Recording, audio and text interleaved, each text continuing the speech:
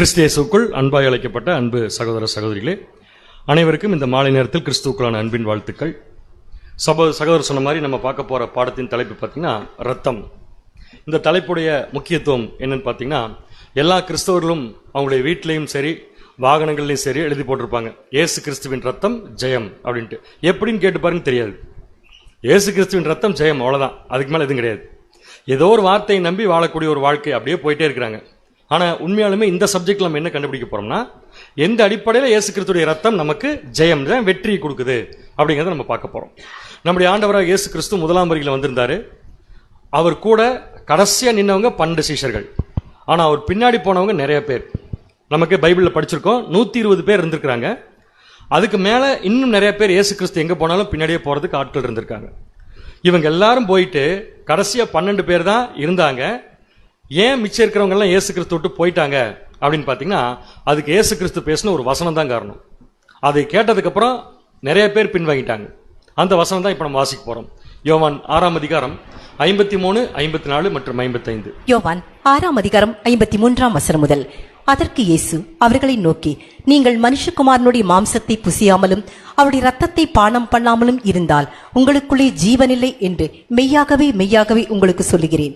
என் மாம்சத்தை புசித்து என் ரத்தத்தை பானம் பண்ணுகிறவனுக்கு நித்திய ஜீவன் உண்டு. நான் அவனை கடைசி நாளில் எழுப்புவேன். என் மாம்சம் மெய்யான போஜனமாயிருக்கிறது, என் ரத்தம் மெய்யான பானமாயிருக்கிறது. இந்த வசனம் தான் நிறைய பேர் பின்வாங்கிறதுக்கு காரணமா இருந்துச்சு. இதை பேசுறது நம்முடைய ஆண்டவர் தான். என்ன பேசியிருக்காருன்னா, என் ரத்தத்தை நீங்க வாங்கி பானம் பண்ணுங்கன்னு சொல்லிட்டார். இதை கேட்டதுக்கு அப்புறம் அவர் பின்னாடி போயிட்டு இருந்த நிறைய பேர் பின்வாங்கினாங்க. இதை பேசின உடனே அவங்க சொல்லிட்டாங்க, இது ரொம்ப கஷ்டமான விஷயம் சொல்லிட்டாங்க. வாசிக்கலாம் 60ஆம் வசனம். யோவான் 6ஆம் அதிகாரம் 60ஆம் வசனம். அவருடைய சீஷரில் அநேகர் இவைகளை கேட்ட பொழுது, அப்ப நிறைய சீஷர்கள் இருந்திருக்கிறாங்க.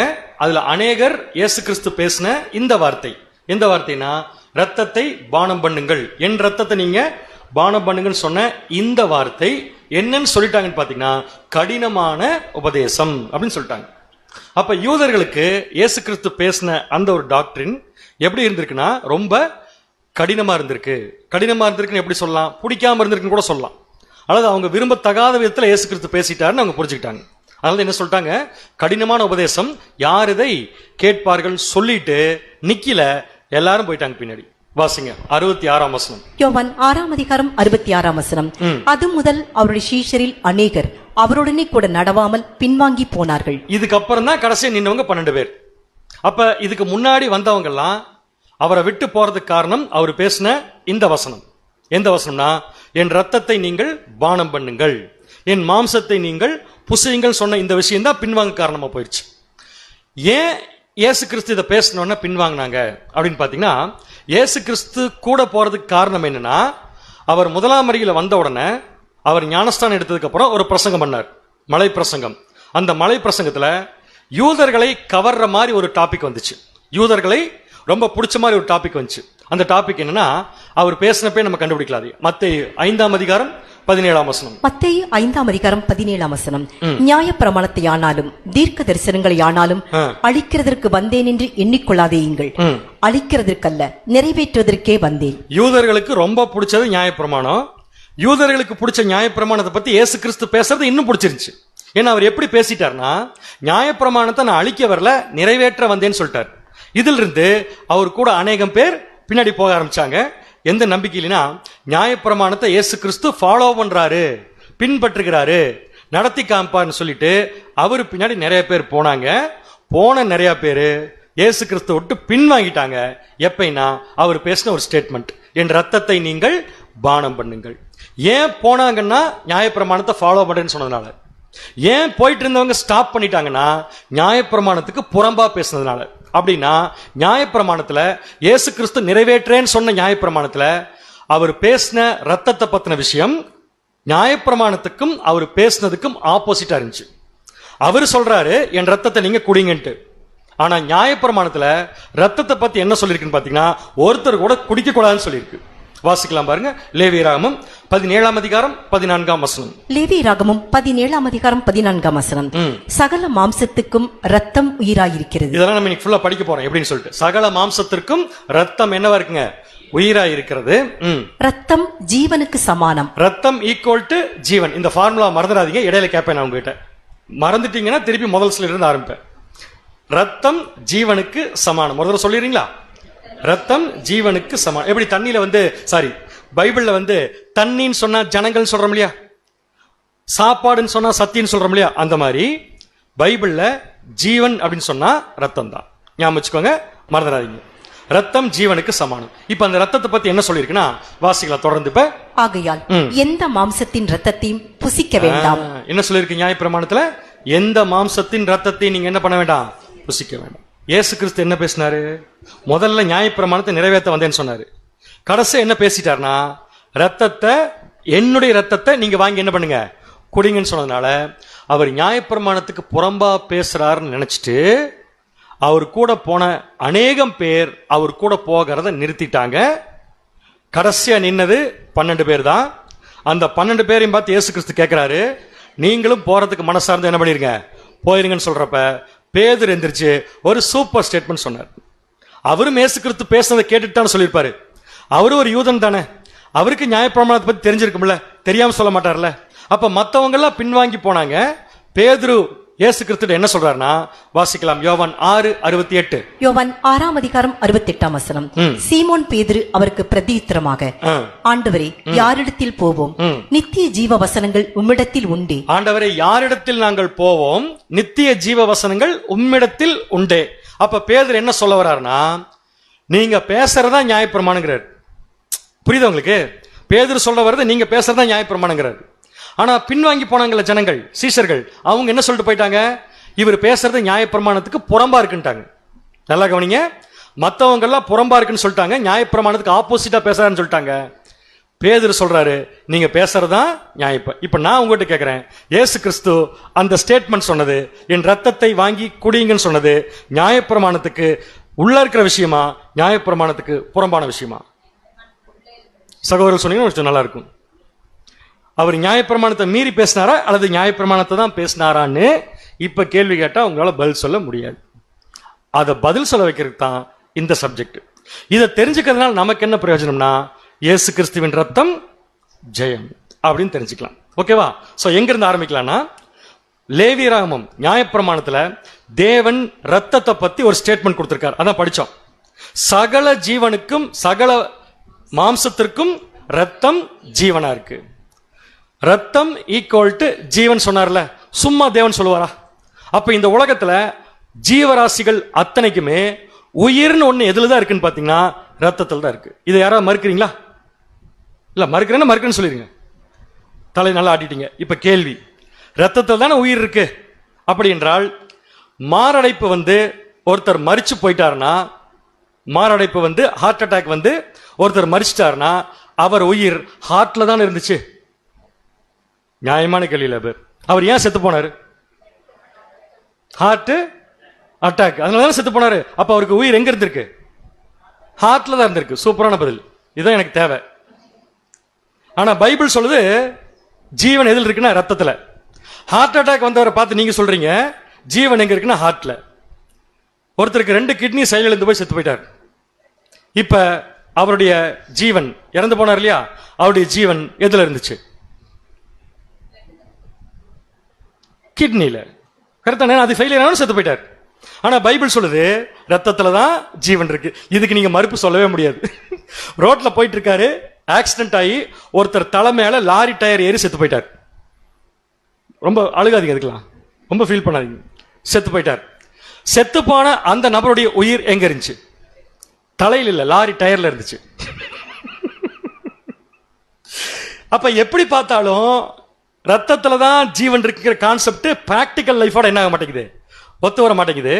பட் தேவன் சொல்லிட்டார் நியாயப்பிரமாணத்துல ரத்தம் ஈக்குவல், ரத்தம் ஜீவனுக்கு சமானமா இருக்குன்னு சொல்லிட்டார். ரத்தம் ஈக்குவல் டு ஜீவன் சொல்லிட்டார். ஆனா பிராக்டிக்கல் லைஃப்ல நடக்கிற விஷயங்கள் எதுவுமே அதுக்கு ஒத்து வரல. அப்ப தேவன் சொன்ன விஷயம் சரியா தவறான்னு கண்டுபிடிக்கிறதுக்கு நாம இப்ப என்ன பண்ணி ஆகணும்னா, கொஞ்சம் நம்ம உடம்ப ஆராய்ச்சி பண்ணணும். இதுவரைக்கும் நமக்கு என்ன பழக்கம்னா, வேத வாக்கியங்களை ஆராய்ச்சி பண்ணி பழக்கம் இருக்கா இல்லைங்களா பிரதர்? இல்லைன்னு சொன்னா திருப்பி அடுத்த வாரத்துக்கு முதல் கிளாஸ் ஸ்டார்ட் ஆகும், பாத்துக்கோங்க. வேத வாக்கியங்களை ஆராய்ச்சி பார்க்க நினைச்ச நமக்கு இப்ப பைபிள்ல ஒரு கான்செப்ட் என்ன சொல்லி கொடுக்குதுன்னா, முதல்ல நீங்க என்ன பண்ணுங்கன்னா உங்க உடம்ப நீங்க என்ன பண்ணுங்க, ஆராய்ச்சி பண்ணுங்க. ஏன்னா நம்ம உடம்ப பத்தி தான் தேவன் பேசியிருக்காரு. ரத்தம் ஜீவனுக்கு சமானம் சொல்லியிருக்காரு இல்லையா? அப்படின்னா heart attack, kidney failure, road accident, இதுல எல்லாம் மரிச்சவங்க உயிர் எங்க மரிச்சாங்களோ அங்கதான் இருந்திருக்குது. அப்ப எப்படி ரத்தத்தில் இருக்கு நீங்க சொல்றீங்கன்னு கேட்டா, ரத்தத்துல தான் இருக்குன்னு தேவன் சும்மா சொல்லியிருக்க மாட்டாரு. கட்டாயம் அதுக்கு ஒரு காரணம் இருக்கணும். சோ நேரம் என்ன பண்ணலாம்னா, நாம கொஞ்சம் நம்மள ஆராய்ச்சி பண்ணலாம். நம்முடைய உடம்புல ரத்தத்துடைய பயன்பாடு என்ன அப்படின்னு கண்டுபிடிக்கலாம். ஃபர்ஸ்ட் நம்ம உடம்புல எதுக்கு ரத்தம் ஓடிட்டு இருக்குது அப்படிங்கறத கண்டுபிடிச்சிடலாம். ரத்தத்துல தான் ஜீவன் இருக்குன்னு கண்டுபிடிச்சிடலாம். அப்புறம் லாரி டயருக்கு வரலாம் கடைசியா. சரிங்களா? சோ முதல்ல ரத்தத்துல தான் ஜீவன் இருக்குன்னு நம்ம உடம்புல இருந்து ஆராய்ச்சி பண்ணலாம். இது என்ன சைக்கிள், கார்பன் சைக்கிள் சொல்லுவாங்க. கார்பன் சைக்கிள் நம்ம வீட்டில் ஓட்டுற சைக்கிள் இல்ல. கார்பன் சைக்கிள்னா நம்ம சுவாசம் வெளியே விடுறது கார்பன் டை ஆக்சைடு. அந்த கார்பன் டை ஆக்சைடை தாவரங்கள் வாங்கிட்டு ஆக்சிஜனை கொடுத்துருது. அப்ப ஆக்சிஜன் யாருக்கு உதவுதுன்னு பார்த்தீங்கன்னா நமக்கு உதவுது. ஆக்சிஜனை வச்சு நம்ம என்ன பண்றோம், சுவாசிக்கிறோம். ஆக்சிஜனை வச்சு எதற்காக சுவாசிக்கிறோம்? ஆக்சிஜன் நம்ம உடம்புக்கு எதுக்கு தேவை? இப்பதான் சொன்னேன்.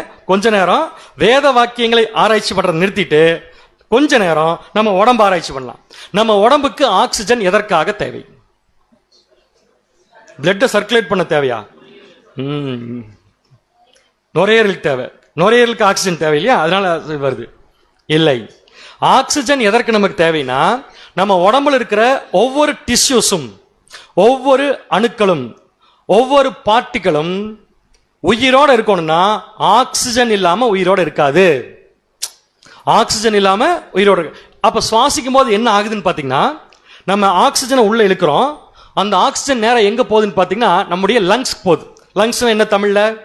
நுரையீரலுக்கு போகுது. நுரையீரலுக்கு போன ஆக்சிஜன் அங்கேயே இருக்கான்னு பார்த்தா இல்ல. ஏன்னா நுரையீரலுக்கு மட்டும் ஆக்சிஜன் தேவையில்லை, தலையிலிருந்து கால் வரைக்கும் உடம்பு முழுக்க ஆக்சிஜன் தேவை. அப்ப என்ன பண்ணியாகணும், நுரையீரலுக்கு போன ஆக்சிஜனை யாரோ ஒருத்தர் எடுத்துட்டு போய் தலையிலிருந்து கால் வரைக்கும் டிரான்ஸ்பர் பண்ணணும். அந்த யாரோ ஒருத்தர் யாரு? நம்ம உடம்புல ஓடிட்டு இருக்கிற ரத்தம். புரியுது உங்களுக்கு? சோ ரத்தம் என்ன பண்ணுது, ஆக்சிஜனை நுரையீரல் இருந்து கலெக்ட் பண்ணிட்டு எல்லா டிஷ்யூஸ்க்கும் கொண்டு போய் என்ன பண்ணுதுன்னா சேர்த்துது. ஒருவேளை ரத்தம் ஓடுறது உடம்புல நின்றுச்சுன்னா உடம்புல எங்கேயுமே ஆக்சிஜன் போகாது. ஆக்சிஜன் போலினா அந்த நபர் கொஞ்ச நேரத்துல மரிச்சிருவார். புரியுது உங்களுக்கு? அப்ப ரத்தம் தான் ஜீவனுக்கு சமானங்கிறது லைட்டா என்ன ஆகுதுன்னா ப்ரூவ் ஆகுது. ஆனா லாரி டயர் இடையில நிக்குது. இப்ப அது ஒரு பெரிய பிரச்சனை இருக்கு இப்ப நமக்கு. ஏன்னா அதுல செத்து போனவர் அவரு செத்துட்டாரு. ஆனா இந்த இடத்துல யோசிச்சு பார்த்தோம்னா ஆக்சிஜனை உடம்பு முழுக்க ரத்தம் தான் கொண்டு போய் சேர்க்குது. அது ரொம்ப ரொம்ப முக்கியம். நம்ம உடம்புல இருக்கிற ஆக்சிஜன் தேவை இருக்கு இல்லையா? அதுல எந்த உறுப்புக்கு அதிகமான ஆக்சிஜன் தேவை, எந்த உறுப்பு அதிகமா வேலை செய்யாம இருக்கோ அதுக்கு தான் அதிகமா ஆக்சிஜன் தேவை. சொல்லுங்க பார்க்கலாம். உடம்புலயே நான் ஒரு க்ளூ தரேன். நம்ம உடம்புல இருக்கிறதுலே சின்ன பொருள், வெயிட் கம்மியான பொருள், ஆனா அதுக்கு தான் ஆக்சிஜன் அதிகமா தேவை. என்ன பொருள் அது? பிரெயின். நம்ம உடம்புல இருக்கிற நம்ம உடம்புக்கு தேவைப்படுற ஆக்சிஜன்ல 20% ஆஃப் த ஆக்சிஜன் எதுக்கு மட்டும் தேவைன்னா பிரெயினுக்கு மட்டும் தேவை. ஏன்னா பிரெயின்ல இருக்கிற ஒவ்வொரு அணுக்களும் உயிர் வாழ்வதற்கு ஆக்சிஜன் தேவை. ஒருவேளை பிரெயின் மட்டும் செத்து போச்சுன்னா அந்த மனுஷன் உயிரோட இருந்து பிரயோஜனம் இல்லை என்பதுதான் சரியான பதில். அதற்கு மூளை சாவு வந்துடும். அப்படின்னா இந்த மூளை சாவு அடைந்த பர்சன், கோமா ஸ்டேஜுக்கு போன அந்த நபர் உடம்புல என்ன நடந்திருக்குன்னா ரத்தம் ஆக்சிஜனை எடுத்துட்டு போறது என்ன பண்ணிருச்சு, நிறுத்திருச்சு. ஏன்னா வேற ஏதோ டேமேஜ் ஆயிடுச்சு. சோ இதுக்கு என்ன காரணம் பாத்தீங்கன்னா ரத்தம் அங்க ஆக்சிஜனை எடுத்துட்டு போகல. இது மட்டும் இல்ல, உடம்புல இருக்கிற ஒவ்வொரு பொருட்களுக்கும் ஆக்சிஜன் தேவை. அதை எடுத்துட்டு போற பொறுப்பை யார் எடுத்துக்கிட்டான்னு பாத்தீங்கன்னா ரத்தம் எடுத்துக்கிட்டதுனால ரத்தம் தான் ஆக்சிஜனை கொடுத்து எல்லாத்தையும் உயிர் வாழ வைக்குது. So as per Bible statement, தேவன் என்ன சொன்னார்னா லேவியராகமத்துல சகல மாம்சத்திற்கும் ரத்தம் ஜீவனா இருக்குங்கிறது சரியான ஸ்டேட்மெண்ட் தான். எந்த மாற்று கருத்தும் இல்லை. அடுத்த பயன்பாடு ஏன் எப்படி ரத்தம் உடம்புக்கு ஜீவனை கொடுக்குங்கிறதுக்கு ஒரு ரீசன் ஆக்சிஜன், இன்னொரு ரீசன் நம்முடைய டைஜஸ்டிவ் சிஸ்டம், ஜீரண மண்டலம். ஜீரண மண்டலம்னா என்ன அர்த்தம்னா, நம்ம சாப்பிட்ற சாப்பாடு அதுல சத்து இருக்கு, சத்து இல்லாதம் இருக்கு, ரெண்டுமே இருக்கா இல்லையா? நம்ம சாப்பிடுறது சில சமயத்தில் நம்ம சாப்பிட்றதுல சத்தே இருக்காது, சத்து இல்லாதான் சாப்பிடுவோம். நம்ம உடம்புக்கு தேவையான நியூட்ரிஷன்ஸை நம்ம உடம்புல இருந்து நம்ம சாப்பிட்ற சாப்பாட்டுல இருந்து பிரிச்சுட்டு நியூட்ரிஷன் என்ன தமிழ்ல? அப்படியே முறைச்சு பார்க்கறது என்னைய. நியூட்ரிஷன் என்னன்னு கேட்டேன். நியூட்ரிஷன் சத்து, அவ்வளவுதான். நம்ம சத்து அவ்வளவுதான். எவ்வளவு சாதாரண வார்த்தையில முடிச்சாங்க. சரி விட்டுருங்க, பரவாயில்ல வச்சுக்கோங்க. நம்ம உடம்புக்கு தேவையான அத்தனை விட்டமின்ஸ், மினரல்ஸ், இது எல்லாத்தையும் நம்ம சாப்பிட்ற சாப்பாடுல இருந்து தனியா பிரிச்சு சத்துக்களை எல்லாம் உடம்புக்கு அனுப்பிச்சிட்டு சத்து இருக்கு போக மிச்சம் இருக்கிற வேஸ்ட் எல்லாம் வேற செல்லுக்கு கொண்டு போய் அதை வேஸ்ட் ஃபார்முக்கு மாத்தி உடம்புல இருந்து வேஸ்ட டெய்லி வெளியே அனுப்புற வேலையை எது பார்த்துட்டு இருக்குன்னு பாத்தீங்கன்னா ரத்தம் தான். ஒரு நாள் ரத்தம் ஓடலினா பசி எடுக்காது நமக்கு. ஒரு நாள் ரத்தம் ஓடலினா முதல்ல உயிரோடு இருக்க மாட்டோம், பசியும் எடுக்காது. ஏன்னு கேட்டா டைஜஸ்டிவ் சிஸ்டம் என்ன ஆகாதுன்னா ஒர்க் ஆகாது, தேவையான சத்து கிடைக்காது, அந்த மனுஷன் கொஞ்ச நேரத்தில் இறந்துருவார். சகல மாம்சத்திற்கும் ரத்தம் ஜீவனாய் இருக்கிறது. ப்ரூவ் ஆகுது. கரெக்ட். அடுத்தது இன்னொரு முக்கியமான பயன்பாடு ரத்தம். ரத்தம் வந்து எப்படி மனுஷனுக்கு ஜீவனை கொடுக்குதுங்கிறதுக்கு இன்னொரு முக்கியமான எக்ஸாம்பிள். டாக்டர் கிட்ட போறோம் உடம்பு சரியில்லைன்னு சொல்லிட்டு. உடம்பு சரியில்லைன்னா டாக்டர் கிட்ட தானே போவீங்க, வேற எங்கேயோ போவீங்க போல் இருக்கு. டாக்டர் கிட்ட போறோம், டாக்டர் மருந்து எழுதி கொடுக்குறாரு, வாங்கி சாப்பிட்றோம், உடம்பு சரியாகல, மறுபடியும் டாக்டர் கிட்ட போறோம். உடனே டாக்டர் என்ன பண்ணுவாரு? Blood test. ஏன்?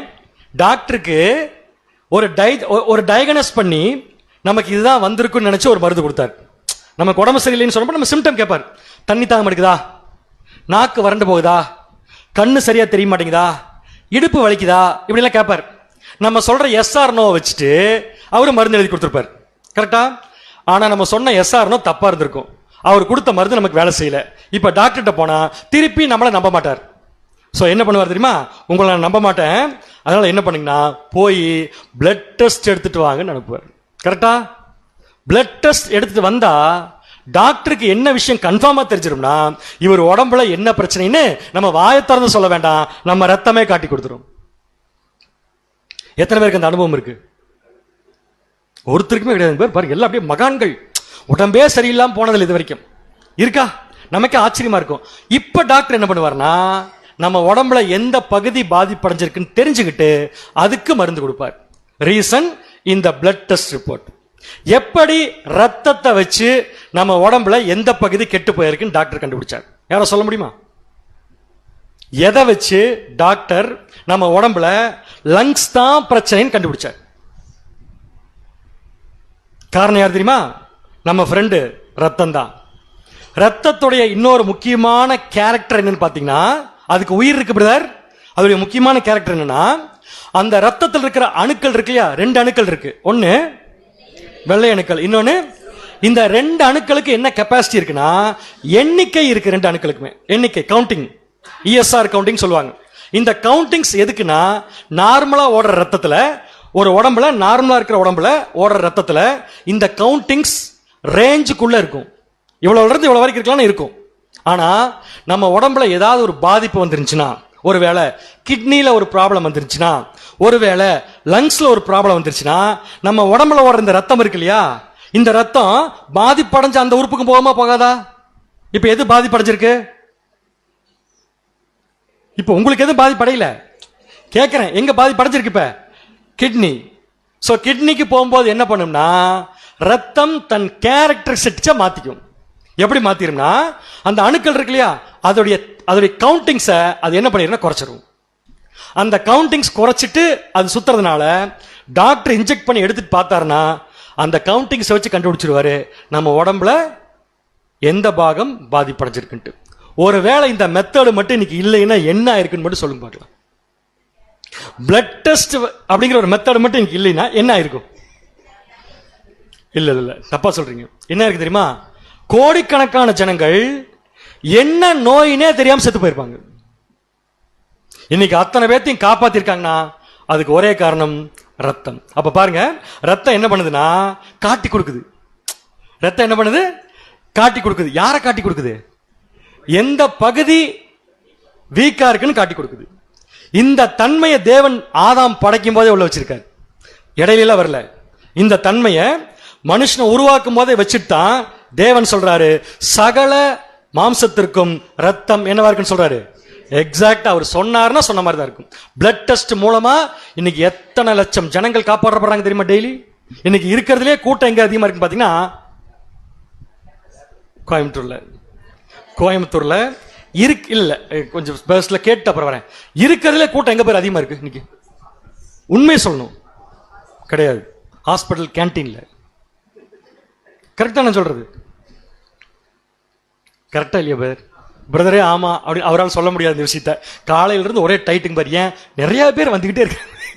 சாப்பாட்டுக்கு தான் கூட்டம் அதிகம் உண்மையா சொல்ல போனா. ஆனா ஹாஸ்பிட்டல்ல நீங்க பாத்தீங்கன்னா காலையில ஏர்லி மார்னிங் போய் பாத்தீங்கன்னா எல்லாரும் கையில ஒரு சீட்டை வச்சுட்டு எங்க நிப்பாங்க பாத்தீங்கன்னா லேப்ல. அத்தனை பேர் லேப்ல போய் டெஸ்ட் எடுத்து வந்துதான் உயிரை கையில பிடிச்சு காப்பாத்திட்டு இருக்கிறாங்க. இத பண்ணது யாருன்னா தேவன். பண்ணினவர் சொல்றாரு சகல மாம்சத்திற்கும் ரத்தம் என்னவா இருக்கு. அப்ப ரத்தம் தான் ஜீவன்கிறதுக்கு ப்ரூஃப் கிடைக்குது நம்மள ஆராய்ச்சி பண்ணாலே. ஆனா லாரி டயர்ல அடிபட்டு செத்து போனவருடைய உயிர் லாரி டயர்ல தான் இருக்குது. ஆமா பேர் அப்படித்தான் இருக்கு. அடுத்த பாயிண்ட்க்கு வரலாம். நம்ம உடம்புல 2 அணுக்கள் இருக்குது. ஒன்னு ரத்தத்துல 2 அணுக்கள் இருக்குது. ஒன்னு நல்ல அணு, வெள்ளை அணு, சிவப்பு அணு. இவ்வளவு நேரம் நம்ம படிச்சோம்ல யூசேஜஸ், டைஜஸ்டிவ் சிஸ்டம், ஆக்சிஜன் எடுத்துட்டு போறது, அதுக்கப்புறம் நம்ம காட்டி கொடுக்கறது, இந்த வேலையெல்லாம் பண்றது ரத்தத்தில் இருக்கிற சிவப்பணுக்கள். அதே ரத்தத்துல இன்னொரு விஷயம் இருக்கு, அதுக்கு பேரு ஒயிட் பிளட் செல்ஸ். இதுக்கு சிவப்பணுக்களை காட்டிலும் ஒரு கெப்பாசிட்டி இருக்கு. சிவப்பணுக்களை காட்டிலும் ஒரு மேன்மையான விஷயம் இந்த வெள்ளணுக்களுக்கு இருக்கு. அது என்ன சொல்லி பாத்தீங்கன்னா மெமரி கெப்பாசிட்டி. சொல்லுங்க ஒரு தடவை. மெமரின்னு எனக்கு பேர் ஞாபகத்திறன். நம்ம ரத்தத்தில் இருக்கிற வெள்ளணுக்களுக்கு ஞாபகத்திறன் இருக்கு. ஆமா இருக்கு. அதை உங்களை வச்சே ப்ரூவ் பண்ணலாம். எத்தனை பேருக்கு கொரோனா வந்துச்சு? 4 பேருக்கு வந்திருக்கு. 4 பேருக்கு. சரி, இப்படி கேட்டா பதில் வராது. இப்ப வரும் பதில். எத்தனை பேர் கொரோனா தடுப்பூசி போட்டீங்க? எல்லாம் கம்ப்ளீட். பயம். நான் உங்ககிட்ட ஒரு கேள்வி கேட்கிறேன். கொரோனாவுக்கு தடுப்பூசி போட்டீங்களா? போட்டீங்களா இல்லையா? அந்த தடுப்பூசி எங்க இருந்து செஞ்சது? பயந்து போயிடக்கூடாது யாருமே. கொரோனா வந்தவர்கிட்ட இருந்து எடுத்ததா? ஏன்னா இந்த ரத்தத்தில் இருக்கிற வெள்ளணுக்களுக்கு என்ன கெப்பாசிட்டி இருக்குன்னா மெமரி கெப்பாசிட்டி. எப்படின்னு சொல்றேன். இன்னொரு சூப்பர் எக்ஸாம்பிள். 16th செஞ்சுரி, இப்ப நம்ம இருக்கிற 21st செஞ்சுரி, 16ஆம் நூற்றாண்டுல ஒரு கொடுமையான நோய் உலகத்தை தாக்குச்சு. அந்த நோய் இப்ப இல்லவே இல்லை. சொல்றதுனால உள்வாங்கிக்கோங்க. 16ஆம் நூற்றாண்டுல ஒரு நோய் கொடுமையா தாக்குச்சு, கொரோனா மாதிரி. அந்த நோய் வந்துச்சுன்னா வந்தவங்க கன்ஃபார்மா செத்துருவாங்க. ஆனா இன்னைக்கு அந்த நோயே கிடையாதுங்க. எப்படி ஒழிச்சாங்க? அந்த நோய் பேர் என்ன? அந்த நோய் பேர் பெரியம்மை. இது இல்ல, இது இல்ல, இதுதான் பிளிஸ்டர்னு சொல்லுவாங்க. உடம்புல முத்து முத்தா போடும். பார்த்திருக்கீங்களா? பார்த்தது இல்ல. எல்லாம் எல்லாம் யங்ஸ்டர்ஸ் கம்ப்ளீட்டா. இந்த பிறந்த 10 வருஷம் ஆச்சு, எல்லாம் ஒண்ணுமே தெரியாது. பார்த்திருக்கீங்களா? இப்ப சொல்றேன், பெரியம்மை. நான் சொல்றது அம்மை இல்ல, பெரியம்மை வந்தவங்க இங்க எத்தனை பேர் இருக்கீங்க? கை தூக்குங்க. 1 2 3 4 5. இந்த 5 பேருக்கு இப்ப நான் ஒரு தீர்க்க தரிசனம் சொல்ல போறேன். உண்மை. இனிமேல் உங்க லைஃப்ல பெரியம்மை வராது. நானும் கை தூக்குறேன், எனக்கு வந்திருக்கு. எனக்கும் சேர்த்து சொல்லிக்கிறேன், இனிமேல் என் லைஃப்ல பெரியம்மை வராது. ஏன்? ஒரு தடவை வந்துச்சுன்னா ஏன் மறுபடியும் வராதுன்னா, ஒரு தடவை வந்துச்சு இல்லையா, அதுக்கு காரணம் ஒரு பாக்டீரியா. அதற்கு காரணமான அந்த பாக்டீரியாவை நான் படுற பாட்டை பார்த்துட்டு என் ரத்தத்தில் இருக்கிற வெள்ளணுக்கள் இதைய போட்டோ பிடிச்சு வச்சிருச்சு. ஏற்கனவே வெள்ளணுக்களுக்கு என்ன கெப்பாசிட்டி இருக்கு? மெமரி. இதை கண்டுபிடிச்சு வச்சிருச்சா? இதுக்கப்புறமா இந்த பாக்டீரியா என் உடம்புக்குள்ள நுழைய முயற்சி செய்தால் அதால ரத்தத்தில் கலக்க முடியாது. எது தடுத்துரும்னா வெள்ளணுக்கள் இதை வர விடாது. ஏன்னா ஒரு தடவை வந்துட்டு போயிடுச்சு. அப்ப ஏன் இப்ப வந்தவங்களுக்கு திருப்பி வராது? ஏன்னா அது பழகிருச்சு. என் வெள்ளணுக்களுக்கு தெரிஞ்சிருச்சு இதுக்கு காரணமான பாக்டீரியா எதுன்னு தெரிஞ்சிருச்சு. இனி அலோவ் பண்ணாது. அதான் சொன்ன தீர்க்க தரிசனம். இனிமேல் உங்க லைஃப் டைம்ல உங்களுக்கு என்ன வராது? பெரியம்மை வராது. சரி, அவங்களுக்கு வராது. ஓகே, இன்னைக்கு அந்த நோயே இல்லையே. தடுப்பூசி போட்டாங்க. எப்ப போட்டாங்க தடுப்பூசி? குழந்தையா இருக்கும்போது. யார் குழந்தையா இருக்கும்போது? நாம குழந்தையா இருக்கும்போது. எப்படி கண்டுபிடிக்கலாம்? இப்ப கூட நம்ம குழந்தை பிறந்த உடனே ஹாஸ்பிட்டல்ல 1 இயர் கழிச்சு ஒரு இன்ஜெக்ஷன் போடுவாங்க. அது பேர் நான் மறந்துட்டேன். அந்த இன்ஜெக்ஷன் போட்டா குழந்தைக்கு காய்ச்சல் வரும். கொரோனா ஊசி போட்டா எப்படி காய்ச்சல் வருது, அதே மாதிரி வரும். அந்த இன்ஜெக்ஷனை கம்பல்சரியா ஒரு வருஷத்துல போட்டுருவாங்க. போட்டாச்சுன்னா அந்த குழந்தைக்கு இனிமேல் பெரியம்மை வராது. அப்ப அந்த தடுப்பூசி எப்படி செய்யப்பட்டது? அந்த குழந்தைக்கு போடப்பட்ட தடுப்பூசி எப்படி செய்யப்பட்டுச்சுன்னா வேற எதுவும் இல்லைங்க. என்னுடைய உடம்புல ஏற்கனவே அம்மை நோயினால் பாதிக்கப்பட்ட என்னை மாதிரி அவங்கள மாதிரி இருக்கிற சகோதரருடைய உடம்புல இருக்கிற ரத்தத்தில் இருக்கிற வெள்ளணுக்கள் இருந்து செரம் அப்படிங்கிற ஆன்டிபாடிஸ பிரிச்சு எடுத்துருவாங்க. எடுத்து அதை இன்ஜெக்ஷனா மாத்தி இன்னொரு குழந்தையினுடைய உடம்புக்குள்ள அது இன்ஜெக்ஷனா போட்டாச்சுன்னா என் உடம்புக்குள்ள என்னுடைய வெள்ளனும் அந்த பாக்டீரியா வர உடம்பு தடுச்சுல, அது இப்ப அந்த குழந்தையினுடைய உடம்புக்குள்ள போனதுனால அந்த குழந்தைக்கும் பெரியம்மை வர விடாம பார்த்துக்கும். சொல்லுங்க பார், ரத்தத்துல ஜீவன் இருக்கா இல்லையா? தேவன் சொன்னா சும்மா சொல்ல மாட்டார். சரிங்களா? இன்னொரு விஷயம் உங்களுக்கு சொல்லுங்கிறதுக்காக போட்டேன். இந்த இன்ஜெக்ஷன் போட்டீங்களா, இன்ஜெக்ஷன் எப்படி செஞ்சதுன்னு நினைக்கிறீங்க? இதுல நிறைய பேர் மாட்டினவங்க உண்டு. எப்படின்னு சொல்றேன் பாருங்க.